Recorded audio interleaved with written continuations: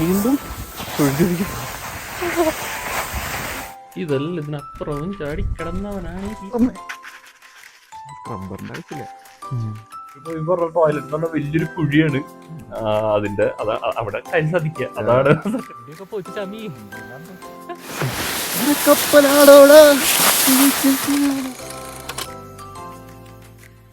അങ്ങനെ നമ്മൾ ഇവിടുത്തെ ഒരു ദിവസത്തെ നൈറ്റ് സ്പെൻഡ് ചെയ്ത് കഴിഞ്ഞ് ഈ ഹട്ടിലാണ് ഉള്ളത്. ഹട്ടിൻ്റെ ഒരു വ്യൂ ഒക്കെ കാണിച്ചു തരാം. ഇതാണ് ഒരു എൻട്രൻസ് ആയിട്ടുള്ളത്. ഇവിടെ ആക്ച്വലി നമുക്ക് ഒരു കിളിവാതിലുണ്ട്. ആ കിളിവാതിലിൽ കൂടെ ചാടി കിടന്ന് ഇങ്ങോട്ട് വരണം. കാരണം എന്താ വെച്ചിട്ടുണ്ടെങ്കിൽ ഇവിടെ ഐസ് വന്ന് നിറയും. സൈഡിലൊക്കെ അപ്പുറത്തെ സൈഡിലൊക്കെ ഫുൾ ഐസ് നിറഞ്ഞിരിക്കുക. അപ്പം അങ്ങനെ അതിൻ്റെ ഉള്ളിൽ കൂടെ നമ്മൾ കിടന്ന് ഇത് ഫുള്ള് ഇവിടെ ക്ലോസ് ചെയ്യണം. അത് കഴിഞ്ഞിട്ടുണ്ടെങ്കിൽ ഇവിടെ നമുക്ക് എൻ്റർ ചെയ്യാനായിട്ടൊരു കോഡ് പറഞ്ഞിട്ടുണ്ടായിരുന്നു. നമ്മൾ ഓൺലൈൻ ബുക്ക് ചെയ്തപ്പോൾ എന്നിട്ട് ആ കോഡ് അടിക്കുന്നു, നമ്മൾ ഇതിലൂടെ കയറുന്നു. ഇവിടെ കയറി കഴിഞ്ഞിട്ടുണ്ടെങ്കിൽ ഇവിടെ മൊത്തം അറ്റ് എ ടൈം 8 പേർക്ക് കിടക്കാനുള്ള സെറ്റപ്പാണ്. അപ്പോൾ ഇവിടെ താഴെ ഓൾറെഡി ഒരു 3 പേര് ഉണ്ടായിരുന്നു. പിന്നെ അതുപോലെ മുകളിൽ നമ്മുടെ ഫുള്ള് മിസ്സായിട്ടാണ് കിടക്കുന്നത്. ഇവിടെയാണ് നമ്മൾ കിടന്നത്. നമുക്ക് ആക്ച്വലി അവിടെ മുകളിൽ നിന്ന് നല്ലൊരു വ്യൂവും ഉണ്ടായിരുന്നു. സൺറൈസ് കാണാമെന്ന് വിചാരിച്ച് നമ്മൾ ടൈം ലാപ്സ് ഒക്കെ അവിടെ വെച്ചിരുന്നു. സൺറൈസ് അവിടെയാണ് വരേണ്ടിയിരുന്നത്. പക്ഷെ എന്തുണ്ടായെന്ന് വെച്ച് കഴിഞ്ഞിട്ടുണ്ടെങ്കിൽ ഇന്ന് ക്ലൗഡി ആയ കാരണം സണ്ണിനെ പുറത്തേക്ക് കണ്ടില്ല. പീപ്പിക്കതേ അവിടെ വാഷ്റൂമിൽ പോകാനായിട്ട് വെയിറ്റ് ചെയ്യുന്നുണ്ട്. ഫുള്ള് ഇത്രയധികം സ്നോ മൂടി കിടക്കുക. അങ്ങനെ ഇന്നലത്തെ നൈറ്റ് ഇവിടെ സ്പെൻഡ് ചെയ്തു. നമ്മൾ നൈറ്റ് കൊണ്ടുവന്നിട്ടുണ്ടായിരുന്ന ഫ്രൈഡ് റൈസ് ഒക്കെ കഴിച്ചു. പിന്നെ ഒരു ചായ കുടിച്ചു. പിന്നെ ഇവിടെ എല്ലാ സെറ്റപ്പും ഉണ്ട്. നമ്മൾ വിചാരിച്ച പോലെ ഒന്നുമില്ലായിരിക്കൊന്നുമില്ല. ഇവിടെ ഒരു ഹീറ്റ് ചെയ്യാനുള്ള ഒരു സെറ്റപ്പ് ഉണ്ട്. ഇതിൻ്റെ ഉള്ളിൽ വിറകൊക്കെ വെച്ച് നമുക്ക് ഫുള്ള് ഹീറ്റ് ചെയ്തെടുക്കാനായിട്ട് പറ്റും. ഇന്നലെ നമ്മൾ വന്നപ്പോഴേക്കും ഇവർ ഓൾറെഡി അത് കത്തിച്ച് വെച്ചിട്ടുണ്ടായിരുന്നു. പിന്നെ അതുപോലെ ഇവിടെ ചെറുതായിട്ട് ചില്ല് ചെയ്യാനും ഫുഡ് അടിക്കാനും ഉള്ള കുറച്ച് സ്ഥലവും കാര്യങ്ങളൊക്കെ ഉണ്ട്. നമ്മൾ നമ്മുടെ വേസ്റ്റ് ഇതിൻ്റെ ഉള്ളിലിട്ടു. തിരിച്ചു പോകുമ്പോൾ അത് കൊണ്ടുപോകും. പിന്നെ ഇവിടെ ഇതിൻ്റെ ഉള്ളിലാണ് നമ്മൾ പേയ്മെൻറ്റ് ചെയ്യേണ്ടത്. നമ്മൾ ഓൾറെഡി ഹാഫ് ഓൺലൈൻ പേയ്മെൻറ്റ് ചെയ്തു. ബാക്കിയുള്ള നമ്മളിവിടെ വന്നിട്ടാണ് പേയ്മെൻറ്റ് ചെയ്യേണ്ടത്. അപ്പോൾ നമുക്ക് ഓൺലൈനായിട്ട് ഒരു ബാങ്ക് ഡീറ്റെയിൽസ് അവരവിടെ പുറത്ത് കൊടുത്തിട്ടുണ്ട്. അതിലേക്ക് കൊടുക്കാം. അല്ലെങ്കിൽ നമ്മൾ കാശായിട്ടുണ്ടെങ്കിൽ നമുക്ക് ഇതിൻ്റെ ഉള്ളിലിടാം. അങ്ങനെയാണ് ഇവിടുത്തെ ഈ സെറ്റപ്പ്. പിന്നെ ഇവിടെ ചെറിയൊരു അടുപ്പ്, അതിൻ്റെ സെറ്റപ്പുകളും കാര്യങ്ങളൊക്കെ ഉണ്ട്. അത്യാവശ്യത്തിന് വേണ്ട പാത്രങ്ങളും ഉണ്ട്. വേണമെങ്കിൽ നമുക്ക് കുക്ക് ചെയ്യാം. അങ്ങനെ എല്ലാ കാര്യങ്ങളും ഓൾറെഡി ഇൻക്ലൂഡഡ് ആയിരുന്നു ഇതിൻ്റെ ഉള്ളിൽ. പിന്നെ മഞ്ഞ് എടുത്തിട്ടാണ് നമ്മളിവിടെ വെള്ളം ഉണ്ടാക്കുന്നത്. അപ്പോൾ ആദ്യം എങ്ങനെയാണെന്ന് വെച്ചിട്ടുണ്ടെങ്കിൽ പുറത്തുനിന്ന് ഒരു പാത്രത്തിൽ പോയിട്ട് മഞ്ഞെടുക്കും. എന്നിട്ട് അത് ഇതിൻ്റെ ഉള്ളിൽ ഈ പാത്രത്തിൻ്റെ ഉള്ളിലിട്ട് ഫിൽറ്റർ ചെയ്തെടുക്കും. അപ്പോൾ അടിയിലേക്ക് വെള്ളം വരും. എന്നിട്ട് ആ വെള്ളം ഒരു ഇനീഷ്യൽ ചൂടാക്കാനായിട്ട് ഇത് ഓൾറെഡി കത്തിച്ച് വെച്ചിട്ടുണ്ടായിരിക്കും. അതിൻ്റെ ഉള്ളിൽ ഇങ്ങനെ ഇത് ചൂടാക്കിയെടുക്കും. അത് കഴിഞ്ഞ് ആ വെള്ളം ഇപ്പം നമ്മൾ ഒരു ചായ വയ്ക്കാനുള്ള പാന അപ്പോൾ അതിലിങ്ങനെ തിളപ്പിച്ചെടുക്കും. ഇത്രയും സ്റ്റെപ്പുകൾ ചെയ്താലാണ് അത് കുടിക്കാൻ പറ്റുള്ളൂ. കാരണം എന്താ വെച്ചിട്ടുണ്ടെങ്കിൽ ഈ മഞ്ഞൊക്കെ ഇപ്പോൾ നോക്കിക്കഴിഞ്ഞാൽ കാണാൻ പറ്റും. ഫുള്ള് അത്ര ക്ലീൻ ആയിട്ടല്ല കിടക്കണം. കുറേ ഡസ്റ്റ് ഉണ്ടായിരിക്കും. പിന്നെ അറ്റ്മോസ്ഫിയറിലത്തെ കുറേ സംഭവങ്ങളും എല്ലാം കൂടി കുറച്ച് അത്ര നന്നായിട്ട് ഡയറക്റ്റ് നമുക്ക് യൂസ് ചെയ്യാനായിട്ട് പാടില്ല. അത് ഇവരും പറഞ്ഞു ആക്ച്വലി. അപ്പോൾ അതൊക്കെ കൂടി കണ്ട് ഇങ്ങനെയാണ് നമ്മൾ ക്ലീൻ ചെയ്ത് യൂസ് ചെയ്യുന്നത്. പിന്നെ മൊത്തത്തിലുള്ള ഇവിടെ സെറ്റപ്പ് കൊള്ളാം. ആക്ച്വലി പുതിയൊരു റിനോവേറ്റഡ് ആയിട്ടുള്ളൊരു ഹട്ടാണ്. പിന്നെ നമ്മൾ ഇവിടെ വന്നു കഴിഞ്ഞപ്പോഴാണ് വേറെ കുറച്ച് കാര്യങ്ങളൊക്കെ അറിഞ്ഞത്. ഇവിടെ ഇത് ഒരു രജിസ്റ്ററാണ്. നമ്മൾ വരണവരുടെയും പോണവരുടെയും കാര്യങ്ങളൊക്കെ എഴുതാനും എല്ലാം ചെയ്യാനായിട്ട്. ഇത് 2025 ഒരു ലിസ്റ്റാണ്. ഈ ബുക്ക് ഓൾറെഡി 2023 മുതലുള്ള കുറേ ഡീറ്റെയിൽസ് ഉണ്ട്. അപ്പോഴാണ് നമ്മളിവിടെ കണ്ട ആൾക്കാരുടെ അടുത്ത് സംസാരിച്ചപ്പോൾ ഈ ഡോയ്ഷെ ആൽപ്പൻ ഫെറൈൻ ഇവരുടെ ഒരു മെമ്പർഷിപ്പ് എടുക്കാനായിട്ട് അറിഞ്ഞത്. കാരണം ഇവരുടെ മെമ്പർഷിപ്പ് എടുത്തു കഴിഞ്ഞിട്ടുണ്ടെങ്കിൽ നമുക്ക് ഇങ്ങനത്തെ ഈ ഹട്ടിലുള്ള സ്റ്റേക്കൊക്കെ കാശ് നേരെ ഹാഫായിരിക്കും. ഓക്കെ, ഇപ്പോൾ ചായ വെള്ളം എടുത്തിട്ടോ. എല്ലാം വേഗണ്ടല്ലേ? ഇത്ര ഞാൻ പറ്റിച്ചില്ല. എന്തായാലും ടീ ബാഗ് എടുക്കുകയാണെങ്കിൽ നമുക്ക് ടീ ബാഗ് എടുക്കണ നല്ലൊരു ഓപ്ഷൻ ആയിരുന്നു.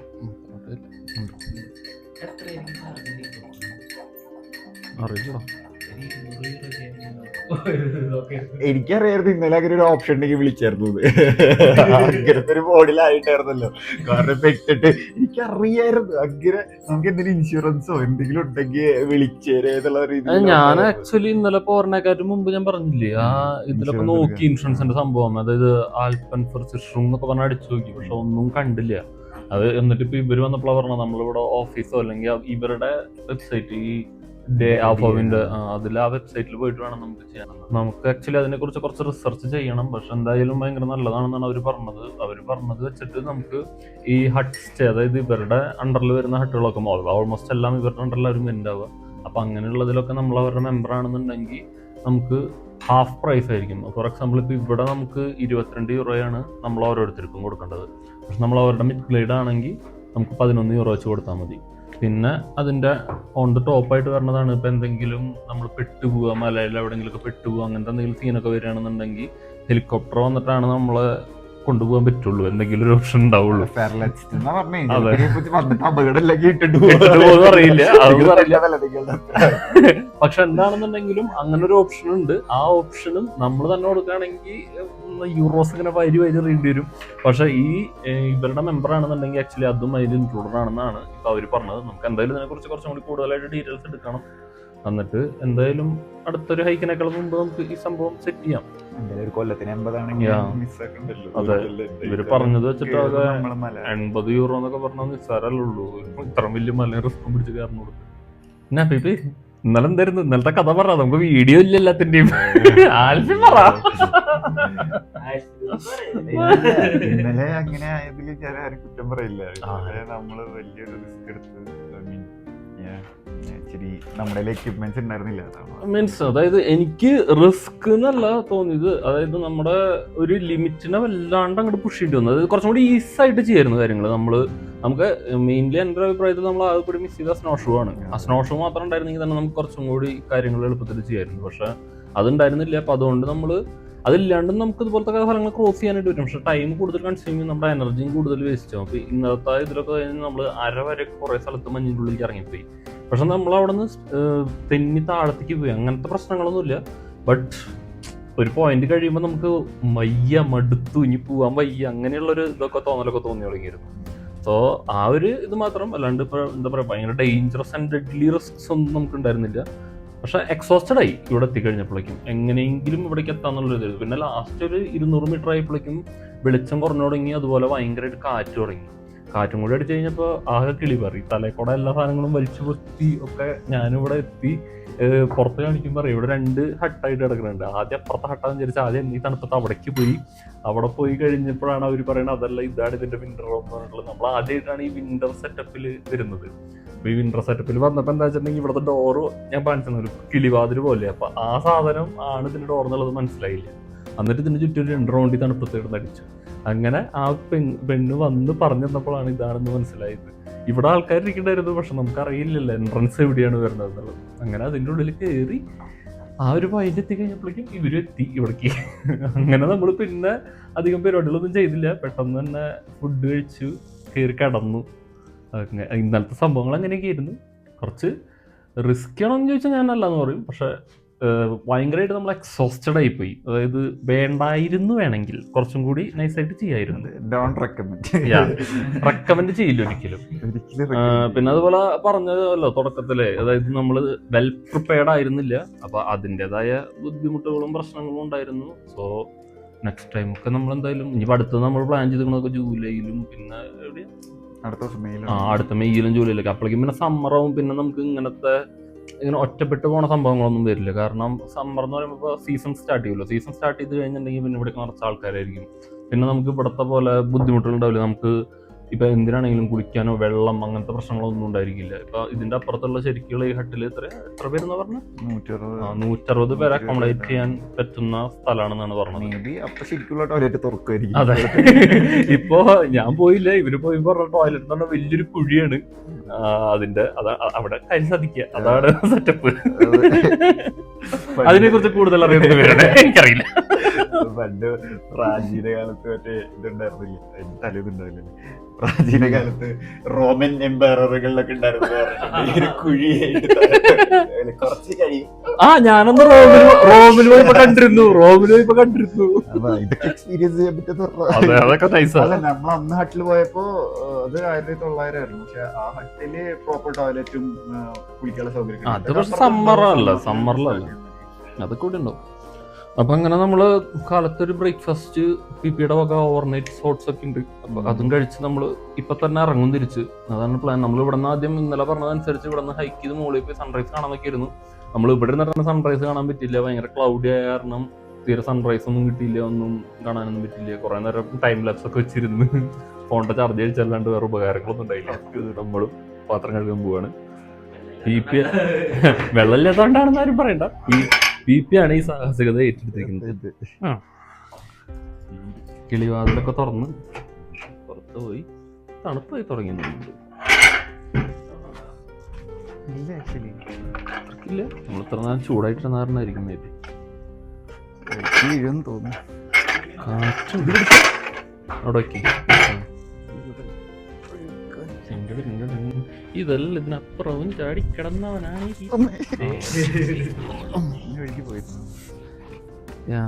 മൂത്രവെച്ച പോലെ ഉണ്ട്.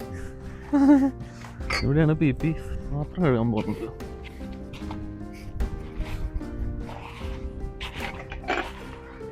ഇന്നലത്തെ അതേ അവസ്ഥ തന്നെയാണ്. മഞ്ഞൊക്കെ PP, how does it feel? വലിയ കുഴപ്പമില്ല. നമ്മള് ഐസിൽ കയറ്റുന്നു, അടയ്ക്കുന്നു, കളയുന്നു. അതാണ് എൻ്റെ പ്ലാൻ.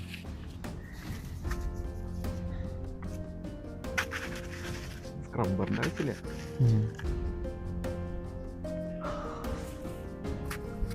നൈസാണ്. ചുറ്റും മലകൾ. ഇന്ന് സൺറൈസ് ഉണ്ടായിരുന്നില്ല, അല്ലെങ്കിൽ ഈ ഒരു ഏരിയയിലായിരുന്നു സൺറൈസ് കണ്ടു. നമ്മൾ കുറേ നേരം ടൈം ലാപ്സ് ഒക്കെ വെച്ച് നിന്നു. പിന്നെ കാലത്ത് ഈ മലയുടെ മുകളിൽ കുറെ ആടുകളൊക്കെ കണ്ടിരുന്നു. ഉറക്കത്തിൽ നിന്ന് കണ്ടുറന്നപ്പോൾ ഇതൊക്കെ കണ്ടു. ചുറ്റും മേല. നമ്മളിവിടെ ഇതിൻ്റെ നടുക്കിരുന്ന് പാത്രം കഴുകുന്ന PP. അപ്പം നമ്മൾ നമ്മുടെ ബാക്കി പേ ചെയ്യാനുള്ള കാശ് നമ്മൾ ആവശ്യമാണ് ഉള്ളിലേക്ക് ഇതാണ്. 21 euro. അപ്പോൾ നമ്മൾ പെയ്ഡാണ്. അതുപോലെ നമ്മൾ പേ ചെയ്തു എന്നുള്ളത് നമ്മൾ ഇതിൻ്റെ ഉള്ളിലും എഴുതി വെച്ചിട്ടുണ്ട്.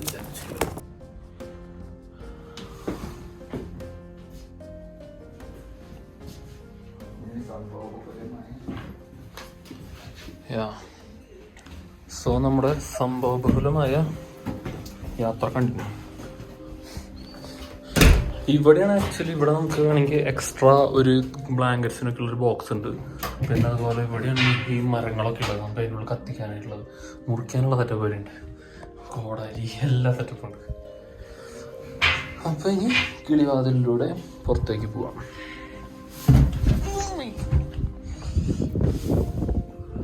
ഇന്നലെ നമ്മൾ കയറി വന്ന വഴികളാണ് ഈ കാണുന്നതൊക്കെ.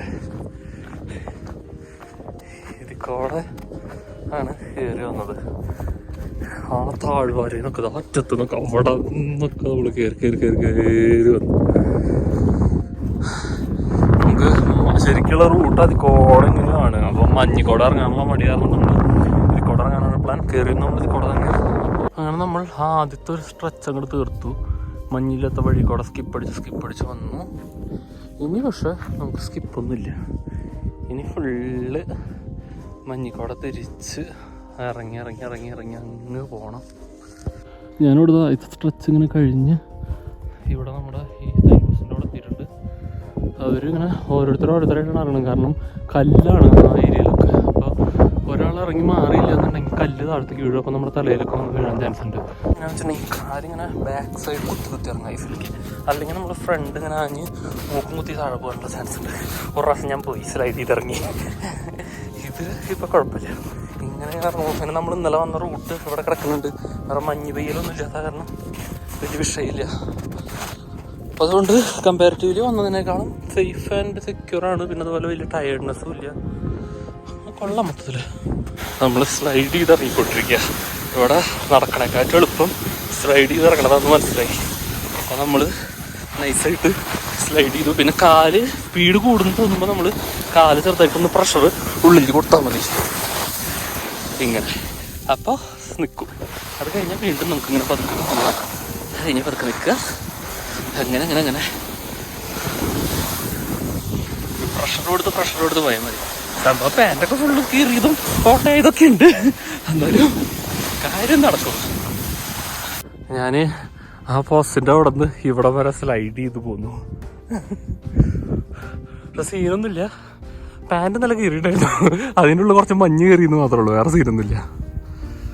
അൽഫിൻ പതുക്കെ സ്റ്റെപ്പ് വെച്ച് വരുന്നുണ്ട്. സോ നമ്മള് ഒരു വലിയൊരു ടാസ്ക് തീർത്തു. മുകളിലേക്ക് നോക്കി കഴിഞ്ഞാൽ കാണാം, നമ്മള് ഒരു 2 മണിക്കൂർ കൊണ്ട് കയറിയ സാധനമാണ് നമ്മൾ ഒറ്റയടിക്ക് സ്കിപ്പ് ചെയ്ത് ഇങ്ങോട്ട് എത്തിയത്. ഒരു 2 സ്ലൈഡ്, ഒന്നും കൂടി സ്ലൈഡ് ചെയ്താൽ നമുക്ക് താഴ്ത്താം. കപ്പലാടോടാ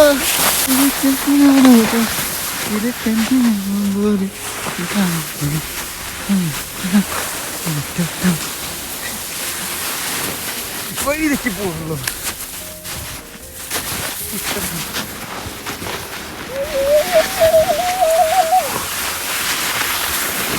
സ്ലൈഡ് ചെയ്ത് ഇറങ്ങിയപ്പോൾ നല്ല സുഖമായിരുന്നു. പക്ഷെ ഇപ്പോൾ ആക്ച്വലി നമ്മുടെ എഫേർട്ടൊക്കെ നന്നായിട്ട് ഇടുന്നുണ്ട്. കാലം കണ്ടില്ല ഇപ്പോഴും ഇത്ര അധികം താന്നു പോകുന്നുണ്ട്. ഇന്നലെ ഈ ഒരു ഏരിയയിലൊക്കെ വെച്ചിട്ടാണ് നമ്മൾ കയറണോ തിരിച്ചു പോകണോ എന്നൊക്കെ ചിന്തിച്ചത്. പക്ഷെ ഇന്നലെ എല്ലാം കയറി തിരിച്ചിറങ്ങി ഇപ്പോഴേ വീണ്ടും നമ്മളങ്ങനെ ഡൗട്ട് അടിച്ചൊരു സ്ഥലത്തെത്തി. ഇനി കുറച്ചും കൂടി ഉള്ളൂ. അത് കഴിഞ്ഞിട്ടുണ്ടെങ്കിൽ മഞ്ഞിൻ്റെ അതിപ്രസരം തീരും. അത് കഴിഞ്ഞാൽ പിന്നെ നോർമൽ വഴിയായിരിക്കും. അപ്പോൾ വീണ്ടും ഒഴുകിയിരിക്കും. അവർ ബാക്കിൽ നിന്ന് വരുന്നുണ്ട്.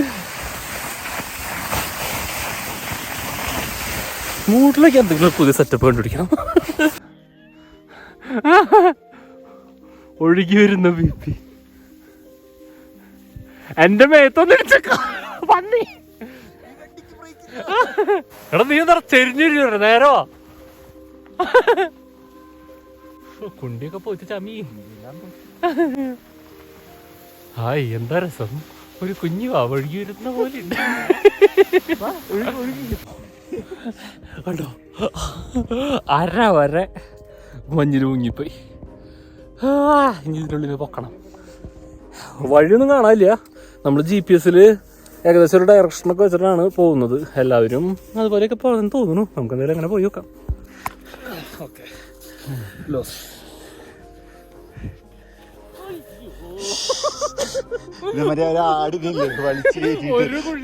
അടുത്ത്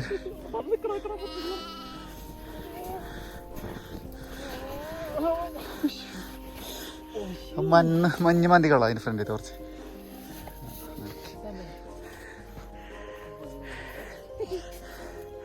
അപ്പോൾ നമ്മുടെ മഞ്ഞുമക്കോടുള്ള അഭ്യാസങ്ങൾ കഴിയാണ്. ഇതാണ് ലാസ്റ്റ് പോയിന്റ്. നമുക്ക് മഞ്ഞിക്കോട് നടക്കേണ്ടി വരേണ്ടത്. നമ്മൾ ഇത്രയും വഴിക്കോടെ ഈ മഞ്ഞുമക്കോട് ഇറങ്ങി വന്നു ആ മലയുടെ മുകളിൽ നിന്ന് അവിടെ നിന്ന്. സോ ഇനി നമുക്ക് കുറച്ച് നേരം മഞ്ഞൊന്നും ഇല്ലാത്ത വഴിക്കോടെ നടക്കാം. പക്ഷെ ഇപ്പോൾ എന്താ പ്രശ്നം എന്ന് വെച്ചിട്ടുണ്ടെങ്കിൽ നമ്മുടെ കാലൊക്കെ ഓൾറെഡി ഈ മഞ്ഞായിട്ട് ഭയങ്കര സെറ്റായി. അതായത് ഷൂ ഒക്കെ നോക്കിക്കഴിഞ്ഞാൽ ഫുള്ളി ഫ്രോസൺ സെറ്റപ്പിലാണ് ഷൂ ഒക്കെ നിൽക്കുന്നത്. സോ ഇതിൽ ഫുള്ള് വെള്ളം, നമ്മൾ വെള്ളത്തിൻ്റെ ഉള്ളിൽ ചവിട്ടി നടക്കണ പോലെ. അപ്പം ഇനി തണുപ്പ് തുടങ്ങും നന്നായിട്ട്, ഭയങ്കരമായിട്ട് തണുപ്പ് തുടങ്ങും കാര്യം. ഇനി നമുക്ക് പകുതി കൂടുതൽ ദൂരം ശരിക്കും ഡിസ്റ്റൻസ് വൈസ് നോക്കുമ്പോൾ ഇനിയും കുറേ ദൂരം പോകാനുണ്ട്. പക്ഷേ ആക്ച്വലി ഒരു മേജർ ടഫസ്റ്റ് പാർട്സ് നമ്മൾ ഓൾമോസ്റ്റ് തീർന്നു. ഒരു ചെറിയ ബ്രേക്ക് എടുത്തിക്കാണ്, കാരണം ആ മഞ്ഞിൻ്റെ സ്കീമൊക്കെ കഴിഞ്ഞു. അപ്പോൾ ഈ ഷൂ ഫുള്ള് പിണ്ടി പിടിങ്ങിയിരിക്കും. അതിൻ്റെ പാൻറ്റും കീറി നൈസായിട്ട്. വെള്ളം ഒരു സാധനം നമ്മൾ ഇട്ടേനേക്കാളും താഴത്തേക്ക് എത്തി. ഇട്ടേനേക്കാളും ചെറുതായിട്ടൊന്ന് സാധനം താഴുണ്ട്. ഇത് കഴിഞ്ഞിട്ടുണ്ടെങ്കിൽ സെറ്റാവും. ഇനി നമ്മള് ഡിഫക്ട് അവിടെ ഉണ്ടായിരുന്ന ആ ഹട്ടിലുണ്ടായിരുന്ന ആൾക്കാരുടെ സാധനം കൊണ്ട് DAVന്റെ മെമ്പർഷിപ്പ് എടുക്കുക. അതും ഇതുമാണ് ഇതിൽ നിന്നുള്ള ടേക്ക് അവേസ്. പിന്നെ ഇത്ര റിസ്ക് എടുത്ത് പോവാതിരിക്കുക, ഒറ്റയ്ക്ക് പോവാതിരിക്കുക, ഹൈക്ക് റെസ്പോൺസിബിലിറ്റി